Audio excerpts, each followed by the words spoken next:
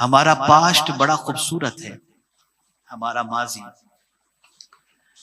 तरक्की इल्म के अंदर मुसलमानों का किरदार अगर आप देखेंगे तो आपकी अक्ल दंग रह जाएगी।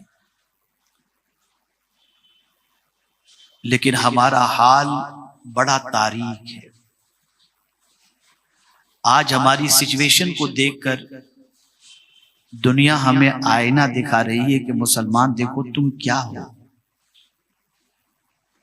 गलती कहां हुई, कोताही कहां हुई, मैं उसके हवाले से निशानदेही करूंगा। सबसे पहले एक चीज जहन में रखें, बहुत सारी चीजें ऐसी होती हैं जो बाइसे सवाब होती हैं और बहुत सारी चीजें ऐसी होती हैं जो बाइसे हयात होती हैं। हमने बाइसे सवाब की चीजों पर तवज्जो दी, बाइसे हयात की चीज पर तवज्जो नहीं दी। आज हमें इस चीज के अंदर लगा दिया गया, यूट्यूब पर भी अगर आप देखें तो मालदार बनने का वजीफा, यूट्यूब पर अगर आप देखें सुकून का वजीफा, हमें लगा दिया गया तस्बीह, ताहलील, नवाफिल, इन सारी चीजों की कसरत के अंदर, और हमारी कौम लग गई इसके अंदर। लेकिन कभी हमारी कौम ने यह जानने की कोशिश नहीं की कि इतना सब कुछ करते हुए हमारे मसले हल क्यों नहीं हो रहे। नमाजें भी बहुत पढ़ी जाती हैं, वज़ाइफ भी बहुत किए जाते हैं, लेकिन एक इंच भी मुसलमान का कद ऊपर उठता हुआ दिखाई नहीं देता। वजह क्या है? तो हमने न अल्लाह के फरमान को समझा, न अल्लाह के रसूल सल्लल्लाहु अलैहि वसल्लम के फरमान को समझा, और न उसकी तरफ कभी हमने तवज्जो दी।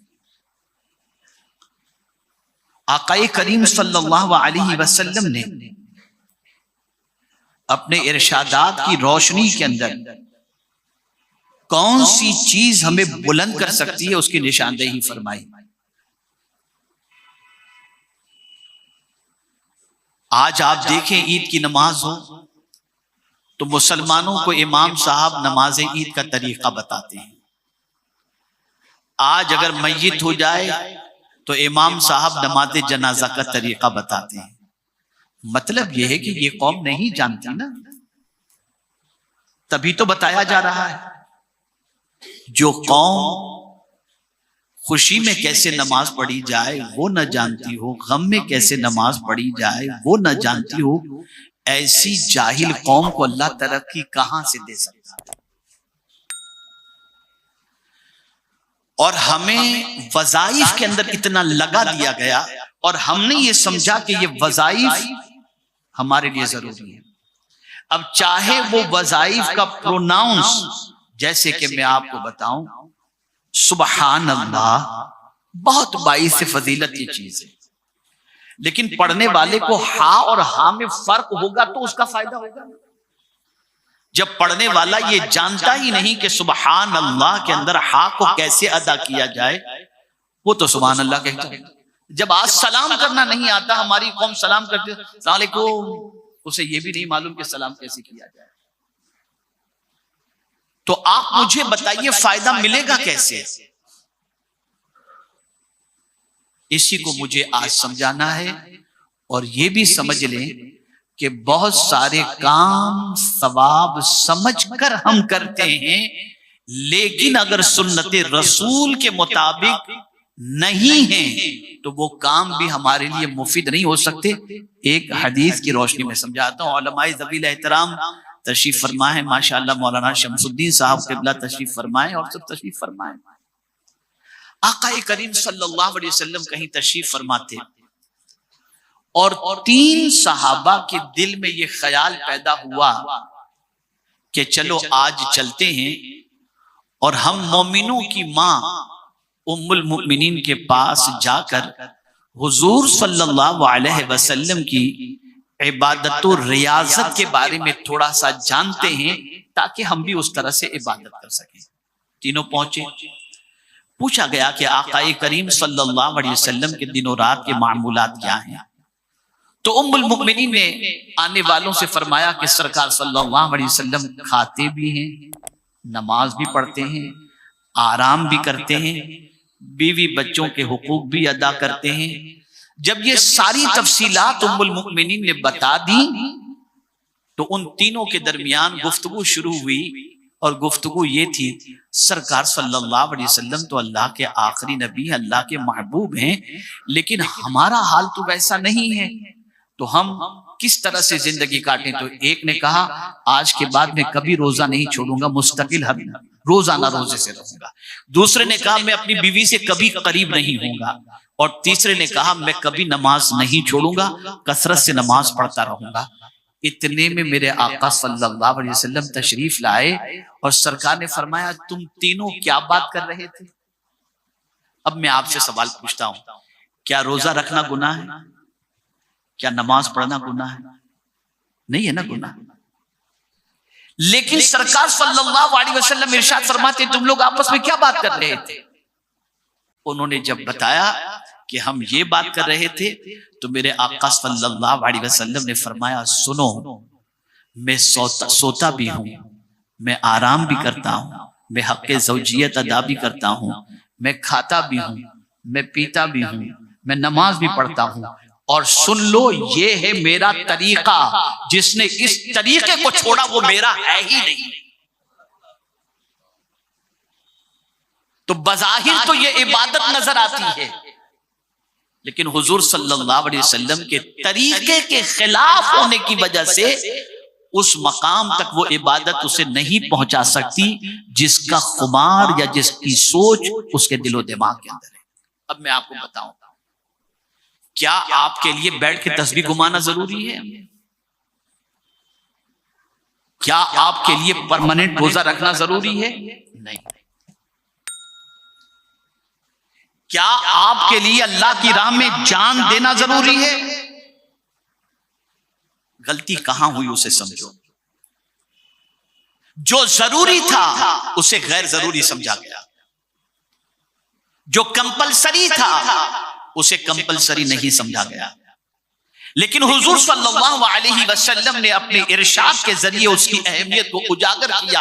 आकाए करीम सल्लल्लाहु अलैहि वसल्लम इरशाद फरमाते हैं मन खरज फी तलबिल इल्म, जो इल्म की तलब में निकला है, इल्म की तलब में निकला है, इल्म हासिल करने के लिए निकला है, एजुकेशन के लिए, लेकिन उस निकलने वाला जो रास्ते पे निकला है वो कौन सा रास्ता है? तो सरकार फरमाते हैं फहुव फी सबीलिल्लाह, वो अल्लाह के रास्ते में है, हत्ता यरजी, यहां तक कि वो लौटे अल्लाह के रास्ते में। अब अल्लाह के रास्ते को थोड़ा सा मैं समझा दूं तो और अच्छी तरह से आप समझ जाएंगे। अल्लाह का रास्ता कुरान मुकद्दस में अल्लाह अज़्ज़ा व जल्ल ने वाज़ेह लफ्जों में फरमाया वला तक़ूलू लिमन युक़तलू फी सबीलिल्लाह, अल्लाह की राह में कत्ल किए जाने वाले को मुर्दा ना कहो, क्योंकि वो निकला है अल्लाह की राह में, जान लुटाने के लिए निकला, अल्लाह के रास्ते पर है, दीन की सरबुलंदी के लिए निकला। तो कुरान कहता है इसको मुर्दा ना कहो। एक शहीद के जिस्म के चिथड़े चिथड़े हो जाते हैं, पूरे जिस्म के आज़ा को खत्म कर दिया जाता है, कभी कभी तो मुसला कर दिया जाता है, नाक कान हाथ सब ये काट के अलग कर दिया जाता है। आप मुझे बताओ उस शहीद का कितना ऊंचा मकाम होगा जिसने अपने रब की रजा की खातिर अल्लाह की राह के अंदर जान कुर्बान कर दिया। लेकिन जब मैं हजरत अब्दुल्ला इब्न मसूद का कौल पढ़ता हूं तो रोंगटे खड़े हो जाते हैं।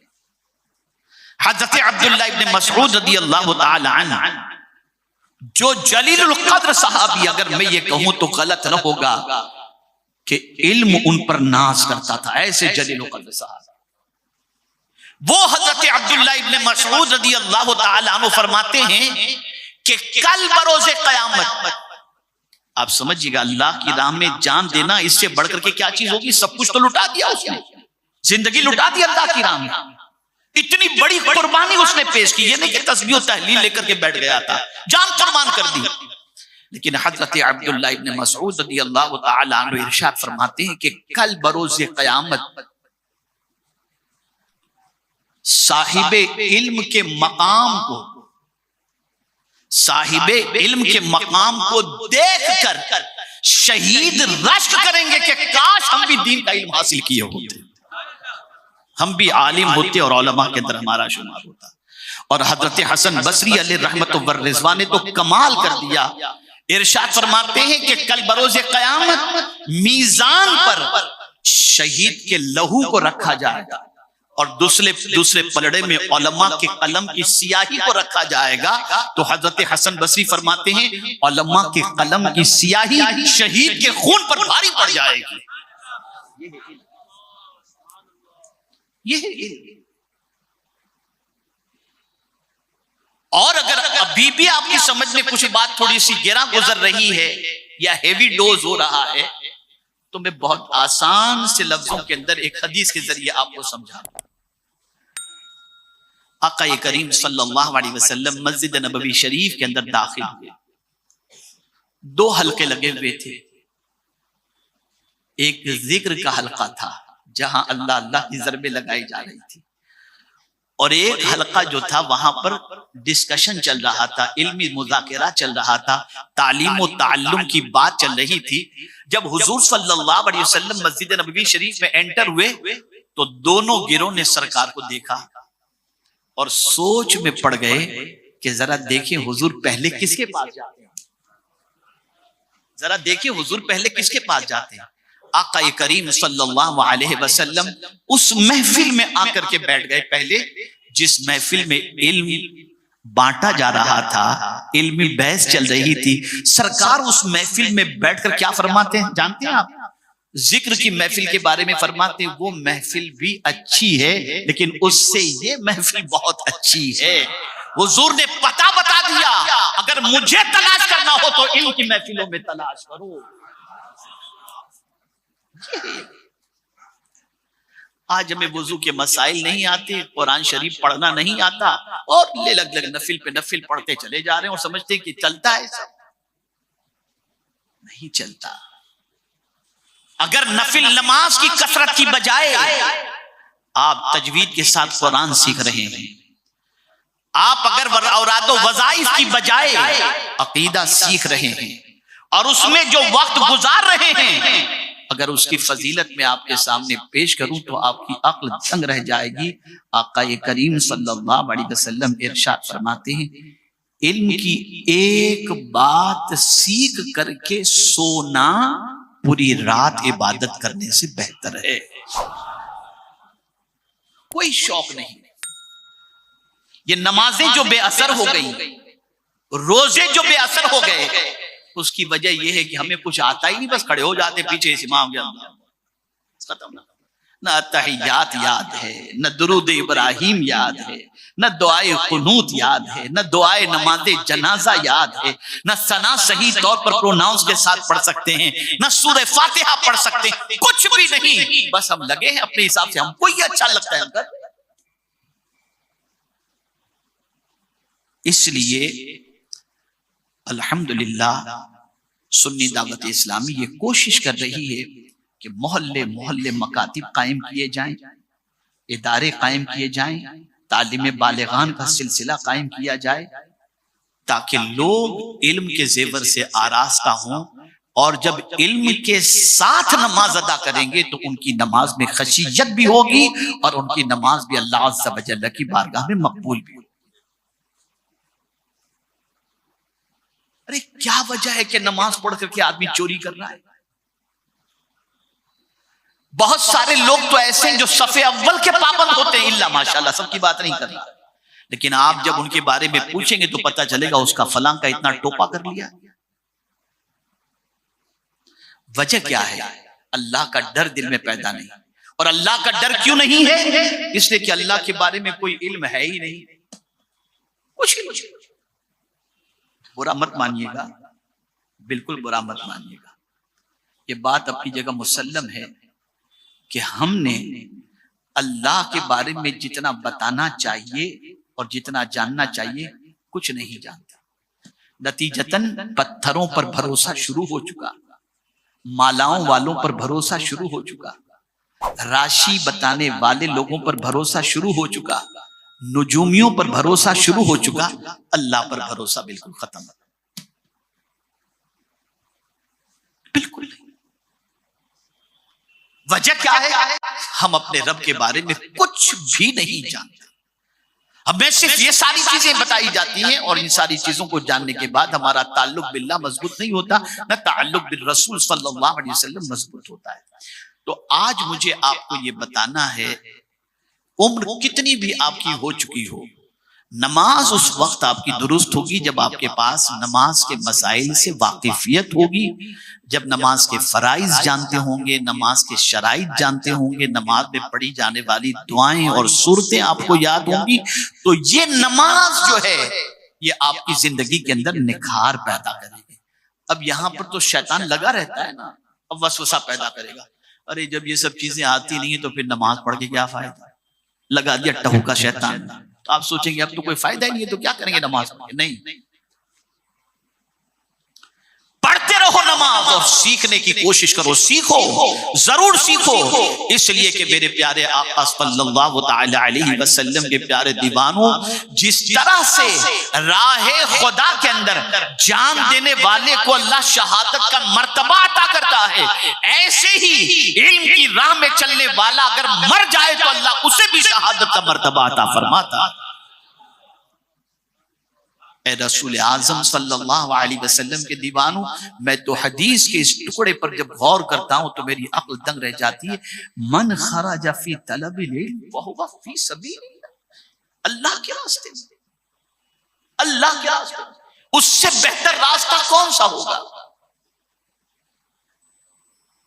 अल्लाह के रसूल सल्लल्लाहु अलैहि वसल्लम से मौला ने फरमाया, कुल हादिही सबीली अदऊ इलल्लाह अला बसीरा, मेरे महबूब आप फरमा दीजिए ये मेरा रास्ता है, अल्लाह की तरफ में बुला रहा हूं और आंख खुली रख करके बुला रहा हूं, होशो हवास में बुला रहा हूं।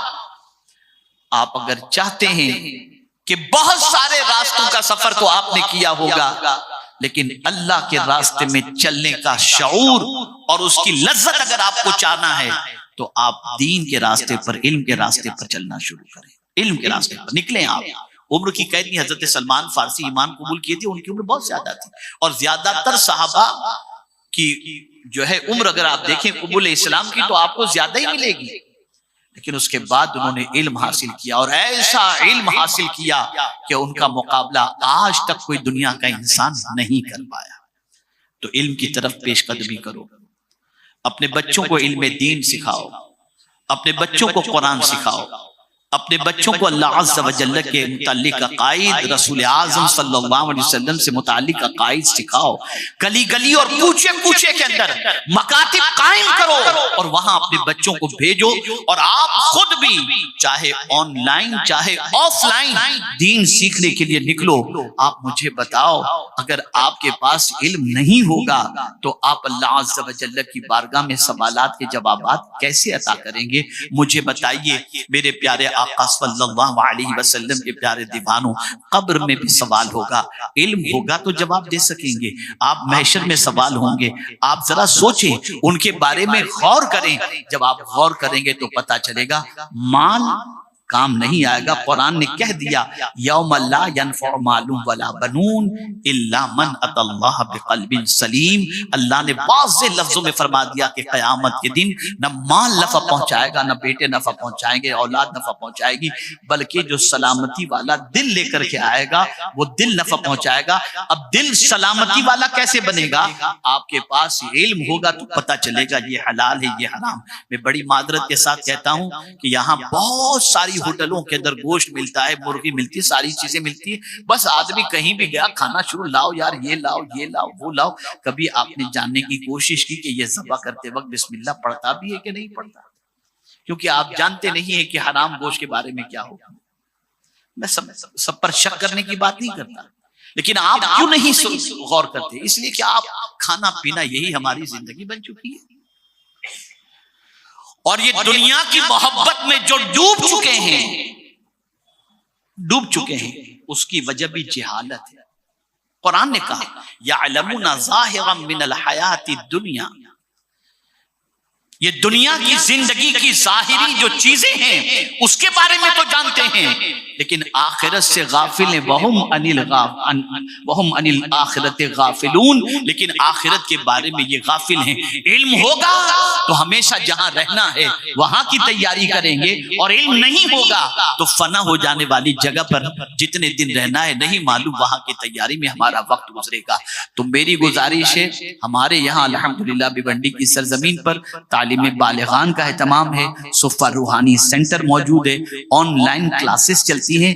आप इस रास्ते के मुसाफिर बनो, अपनी नमाज दुरुस्त करो, अपने रोजे दुरुस्त करो, अपने बच्चों को कुरान की तालीम दो, और इसी के साथ साथ अपने अकायद भी दुरुस्त करो, ताकि ईमान के साथ इस दुनिया से जाएं और अल्लाह अज़्ज़ व जल्ल की बारगाह में सुरखरुई हासिल हो।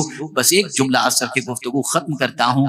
हुजूर सल्लल्लाहु अलैहि वसल्लम को अगर पाना है तो ऐसी महफिलों में बैठो जहां पर अल्लाह और उसके रसूल जल्ल जलालहू की तालीमात दी जा रही है। बस। और अल्लाह वाला है कौन? बड़ी मादरत के साथ हमारे यहाँ तो इतने बाल बढ़ गए, माला पहन दिया उसे हमने अल्लाह वाला समझ लिया। कुरान किसे कहता है? कुनू रब्बानी जीन बिमा कुंतुम तुअल्लिमूनल किताब व बिमा कुंतुम तदरुसून। अल्लाह वाले बन जाओ। अल्लाह वाले कौन? जो किताब की तालीम देते हैं, जो दर्स देते हैं, वो अल्लाह वाले हैं। कुरान ने उसे अल्लाह वाला कहा। बेहतर कौन है? तो कुरान ने, सरकार ने फरमाया सल्लल्लाहु अलैहि वसल्लम, खैरुकुम मन तअल्लमल कुरान व अल्लमा, तुम में बेहतर वो है जो कुरान सीखे और कुरान सिखाए। और आज मुआशरे में इस सीखने सिखाने वालों को घटिया समझा गया, इनकी कोई वैल्यू नहीं। मुफ्ती साहब आ जाएं और उनके साथ कोई बैरिस्टर आ जाए, आइए बैरिस्टर साहब तशरीफ रखिए, ठीक है आप उनकी इज्जत करें, कोई मुजायके की बात नहीं, लेकिन मुफ्ती साहब का मकाम अलग है। जिसके पास अल्लाह और उसके रसूल की किताब का इल्म हो उसका मकाम जुदा है। मेरे प्यारे आका सल्लल्लाहु अलैहि वसल्लम के प्यारे दीवानों, गफलत की चादर फेंको और इल्म की तरफ आ जाओ, इल्म की तरफ पेशकदमी करो। और ये बात सुन लेना, जो इल्म हासिल करने में शर्माता है वो शर का शिकार हो जाता है। जो इल्म हासिल करने में शर्माता है वो शर का शिकार हो जाता है, और जो इल्म हासिल करने के अंदर मेहनत करता है वो जन्नत का हकदार बन जाता है। बस एक आखिरी बात, मुझे एक हदीस याद एक वाकया याद आ गया तो अर्ज कर दूं। शैतान की महफिल जमी हुई थी, चेले सब अपना अपना काम बता रहे थे, आज हमने ये किया, आज हमने ये किया, आज हमने ये किया। किसी ने कहा मैंने फला नौजवान को जिना में लगा दिया, किसी ने कहा मैंने मियां बीवी में तलाक करा दी, किसी ने कहा मैंने शराब पिला दी। सब अपने अपने काम बताते गए, शैतान ने सबको बिठा दिया, सुनता गया बिठाता गया। एक खड़ा होता है और उसने कहा एक बच्चा इल्म हासिल करने के लिए जा रहा था, मैंने उसके दिल में वसवसा पैदा किया और उसे इल्म हासिल करने से रोक लिया। शैतान अपने तख्त से उतरा और उसे गले लगा। तो सारे चेलों को हैरत हुई कि यार हमने जिना करवा दिया, तलाक दिलवा दी, ये सारे काम किए, लेकिन हमें गले नहीं लगाया, इसको गले लगा लिया। पूछ लिया कि सरदार ये तो बताइए, आखिर पढ़ने जाने वाले बच्चे को रोकने से आपने इसको गले में लगा लिया, गले लगा लिया। कहा आओ मेरे साथ, गौर से सुनिए, आओ मेरे साथ। लेकर चला। फजर की नमाज का वक्त था। एक इबादत गुजार बंदा वो मस्जिद की तरफ दौड़ रहा था, जल्दी जल्दी जा रहा था कि मेरी जमात मिस न हो जाए, लेकिन जाहिल था। शैतान ने रोका, कहा आप बड़े इबादत गुजार हैं, लेकिन एक मसला मैं आपको देखकर सोच रहा हूं कि आपसे पूछ लूं। ये सुई है, इसमें एक सुराख है, क्या इस सुराख के अंदर से ऊंट जा सकता है अगर अल्लाह चाहे तो? कैसी बात कर रहा है, समझ में नहीं आता। इतने से सुराख से क्या ऊंट अल्लाह निकाल देगा? अच्छा माफ कीजिएगा, मैंने आपका टाइम लिया, आप जाइए नमाज के लिए। फौरन चेलों से कहा मैंने इसका ईमान छीन लिया, मैंने इसका ईमान छीन लिया। एक आलिम साहब मस्जिद की तरफ जा रहे थे, शैतान ने रोका। तो मौलाना एक मसला फरमाइए। कहा ये जो है सुई, इसका सुराख है, क्या अल्लाह इसमें से ऊंट को निकाल सकता है? कहा सुन, ऊंट तो क्या, अगर वो चाहे तो सारी कायनात को निकाल सकता है। जैसे ही आलिम ने ये जवाब दिया, शैतान चला गया और चेलों को कहा देखो, खुद भी ईमान की हिफाजत किए और दूसरों को भी ये ईमान की हिफाजत करना सिखाएंगे। जाहिल के पास इल्म नहीं था, सिर्फ इबादत थी, हमने उसका ईमान छीन लिया। ये है इल्म। मैं आपको पूरे यकीन के साथ कहता हूं, आप नफिल नमाज मत पढ़ो, लेकिन न पढ़ो से मुराद ये कि इल्म हासिल करने में वक्त गुजारो। जो वक्त नफिल नमाज पढ़ने के अंदर गुजरता है, वो वक्त आप इल्म हासिल करने में गुजारो। मैं आपको यकीन के साथ कहता हूं, अल्लाह आपके दिल पर सुकून नाजिल करेगा और साथ ही साथ अल्लाह अज़्ज़ व जल दोनों जहां की खुशियां भी आपको नसीब फरमाएगा। छोड़ दो गुनाह की चीजों को पढ़ना, छोड़ दो गलत लिटरेचर देखना, छोड़ दो अपनी रातों को जाय करना। अपने ड्राइंग रूम के अंदर, अपने बेडरूम के अंदर दीनी किताबें रखो, एजुकेशन की किताबें रखो, ताकि इल्म हासिल करके सोया करो। अल्लाह ताला आका करीम सल्लल्लाहु अलैहि वसल्लम के सदक़ व तुफ़ैल हमारे वो रफ़क़ा जिन्होंने आज की बज़्म एक मकतब के इफ्तिताह की खुशी के अंदर रखी, अल्लाह ताला उनको दोनों जहां की भलाइयां नसीब फरमाए। मुझे एक बात, चूंकि सैयदना फारूक आजम रज़ी अल्लाह तआला अन्हु की शहादत का दिन भी करीब है, तो उन्हीं से मुताल्लिक एक बात याद आ रही है। मुल्क शाम से एक शख्स आया फारूक आजम के पास, मुल्क शाम से, मदीने मुनव्वरा, अल-बदाइउ सनाए के अंदर ये वाकया मौजूद है। आकर बैठता है, हुजूर मुझे तशहुद याद करा दीजिए। फारूक आजम ने सुना, आंखों से आंसू बह गए, रोने लगे फारूक आजम। उस शख्स ने यह सोचा कि मैं मुसलमान हूं और मुझे तशहुद नहीं आता, इसकी वजह से शायद फारूक आजम यानी अत्तहियात नहीं आती, इसकी वजह से शायद सैयदना फारूक आजम रोने लग गए कि मैं कैसा मुसलमान हूं। उसने कहा हुजूर मुझे माफ कीजिएगा, मुझे सिखाने वाला कोई नहीं था, सीखने का मौका नहीं मिला, इसलिए मैं आपकी खिदमत में आया हूं, मुझे सिखा दीजिए। शायद मेरे ये कहने पर कि मुझे तशहुद याद करा दीजिए आपका दिल टूटा होगा, इसलिए आप रो रहे। फरमाते नहीं, मैं इसलिए नहीं रोया, मैं तो तेरे जज्बे सादिका पर रोया हूं कि कितना सच्चा तेरा जज्बा है कि मुल्के शाम से यहां तक का तूने सफर सिर्फ तशहुद सीखने के लिए किया। सुन ले, मैं अल्लाह की ज़ात से उम्मीद रखता हूं कि यही सफर तेरी नजात का जरिया बन जाए। और फिर कमाल की बात, उलमा तशरीफ फरमाए, गलती हो तो मुझे माफ फरमा दीजिएगा, फारूक आजम ने ये नहीं फरमाया मेरा मकाम बहुत ऊंचा है, बांगी साहब से तशहुद सीख लो, मैं और अत्तहियात याद कराऊं, मुझसे तो कोई आयत की तफसीर पूछ लो। नहीं, बिठाया और फारूक आजम ने अत्तहियात याद कराई और दर्स दिया, दीन सिखाओ, चाहे अलिफ बा ता सा सिखाना पड़े तब भी बैठ करके सिखाओ कि अल्लाह ने एक प्यासे को तुम्हारे पास भेजा है, उसकी प्यास को बुझाना तुम्हारी जिम्मेदारी है। हमें बहुत मेहनत की जरूरत है। हमारी कौम से बढ़कर के जाहिल कोई नहीं, न दीन के अंदर हमारी कौम के पास कोई एजुकेशन है, न दुनिया में कोई एजुकेशन। आज से अहद करो कि इंशाअल्लाह इल्म हासिल करने में कोताही नहीं करेंगे, कोशिश करेंगे इंशाअल्लाह। उम्र की कोई कैद नहीं। मैं अपना वाकया आपको बताऊं, सबसे पहले मैंने जिसको कुरान पढ़ना सिखाया वो मेरा पहला शागिर्द, मेरे पहले शागिर्द। मेरी उम्र उस वक्त मुश्किल से मैं समझता हूँ 18 साल रही होगी, कम व बेश। और मैंने एक 60 साल के ज़ईफ को मैंने 3 महीने में कुरान पढ़ना सिखाया। मैं उनको आज भी, उनका चेहरा मेरे दिलो दिमाग के अंदर महफूज है कि वो 60 साल की उम्र में गुफ्तगू सुनने के बाद बोले मुझे कुरान सीखना है। और मैंने पूरी कोशिश करके अल्हम्दुलिल्लाह अल्लाह के फضل से मैंने 3 महीने में उनको कुरान शरीफ सिखाया था।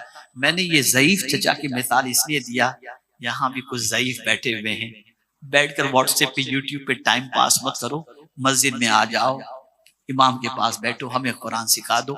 और मैं आपको बताऊं, आपने कुरान सीख लिया तो आपको बच्चे का डर भी निकल जाएगा, घर वालों का डर भी निकल जाएगा और कब्र का डर भी निकल जाएगा। और फिर आपकी आदत कुरान पढ़ने की ऐसी बन जाएगी कि इसकी तिलावत के बगैर आप जी नहीं सकते, और यही चीज आपकी नजात का सामान बन जाएगी।